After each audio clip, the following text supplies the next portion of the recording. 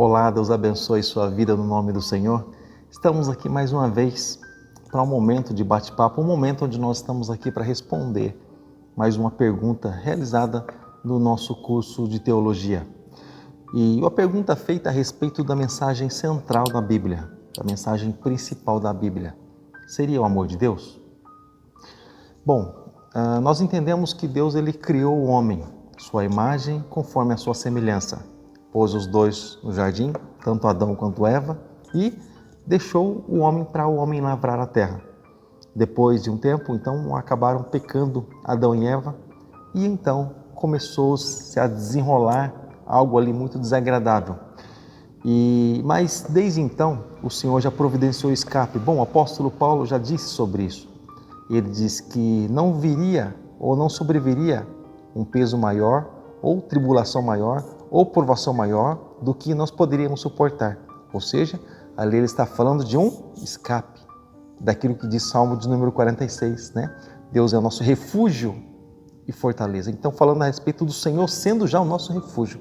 Mas olha só, não ficando por aí também, aqui já no Jardim do Éden, voltando para o Jardim do Éden, nós entendemos que o Senhor puniu a serpente, o Senhor amaldiçoou a terra, o Senhor trouxe um peso sobre Adão, sobre Eva também, porém, ele disse uma profecia, ele liberou ali uma profecia já direto, o Senhor Deus. Ele disse que da semente da mulher sairia alguém que esmagaria a cabeça da serpente. Ele usou exatamente essas palavras. Em Gênesis capítulo 3 e no verso de número 15 está escrito assim: porém inimizade entre você e a mulher, entre sua descendência e a descendência dela. Este lhe ferirá a cabeça e você lhe ferirá o calcanhar. Ou seja, a semente da mulher, a descendência da mulher, esmagaria a cabeça da serpente. Aqui no sentido de esmagar a cabeça, está falando a respeito de tirar autoridade, porque a cabeça tem por símbolo, principalmente aqui, se falando a respeito de autoridade, tá bom? Então nós entendemos, querido, que o amor de Deus já se manifestando por aí, e o fato também de Deus ter tirado ou expulsado o homem do Jardim do Éden, justamente por isso, para que o homem em pecado não comesse da árvore da vida, então. Porque até então, quando o homem estava sem pecado sobre si, o homem poderia comer livremente da árvore da vida. Porém, quando o homem pecou, ele ficou impossibilitado, porque ele não poderia comer em pecado. Lembra quando nós sempre lemos a respeito da ceia do Senhor? Nós sempre ministramos a ceia, nós lemos sempre a passagem que nos mostra aqui em 1 Coríntios, capítulo de número 11, a partir do versículo 23, a partir do versículo 23 em diante. Diz assim: examine-se, pois, o homem a si mesmo, e assim coma desse pão e beba desse cálice. Porque se nós julgássemos a nós mesmos, nós seríamos julgados, mas quando somos julgados, somos repreendidos por Deus para não sermos condenados com o mundo, né? E pede para que nós venhamos a examinar uns aos outros, ou aliás, examinar a nós mesmos. Ou seja, mas o que nós entendemos? Para que nós não venhamos a fazer indignamente, como diz alguns versículos anteriores. Ou seja, para não sermos culpados do sangue do Senhor. Ou seja, nós entendemos, querido, justamente que da mesma forma que aconteceu aqui. Ou seja, impossibilitou de comer a árvore da vida.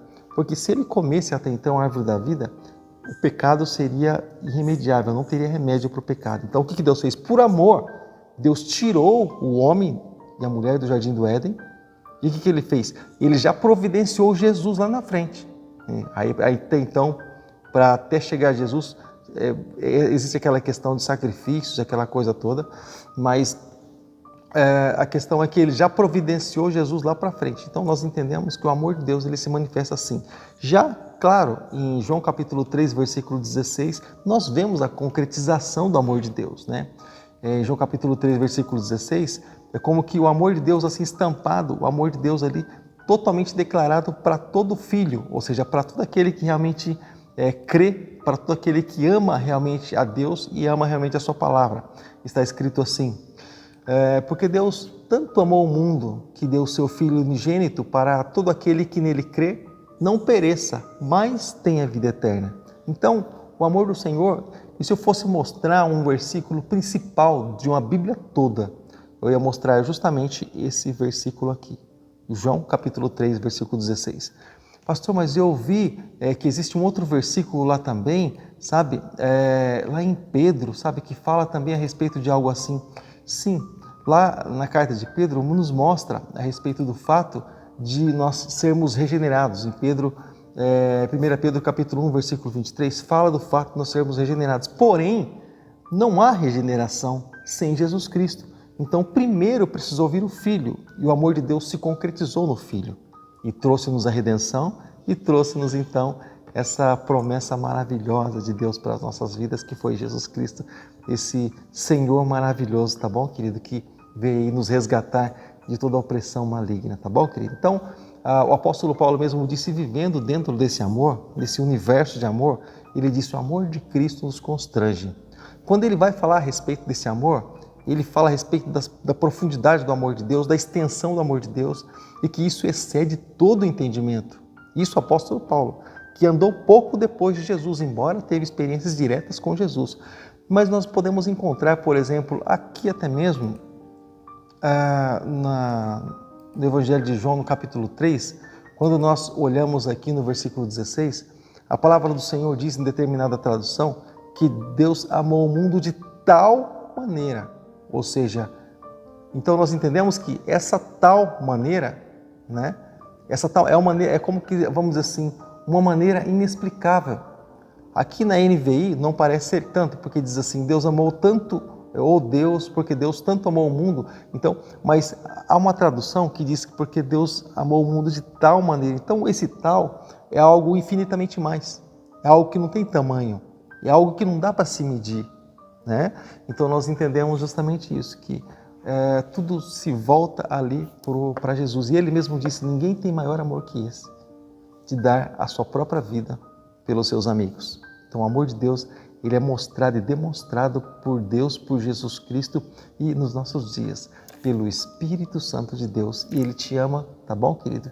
E ele demonstra esse amor por você todos os dias, cada vez que ele te lembra que você precisa de Deus, que você necessita ficar perto de Deus para que você seja abençoado e para que você venha vencer esse mundo. A vitória que vence o mundo é a nossa fé em Cristo Jesus, tá bom? Espero ter respondido pelo menos parte ou trecho dessa questão, mas se há, claro, alguma dúvida a mais, você pode deixar aí escrito, tá bom? Na barra de descrição, na barra, aliás, de comentários, e a gente vai estar aí explanando um pouquinho melhor, tá bom, querido? Então tá, ficamos por aqui, que a graça e a paz seja contigo, até o nosso próximo momento de nós estarmos esclarecendo dúvidas a respeito do nosso curso de teologia. Um abraço, graça e paz. Até nosso próximo vídeo, se Deus assim permitir. Fica com Deus.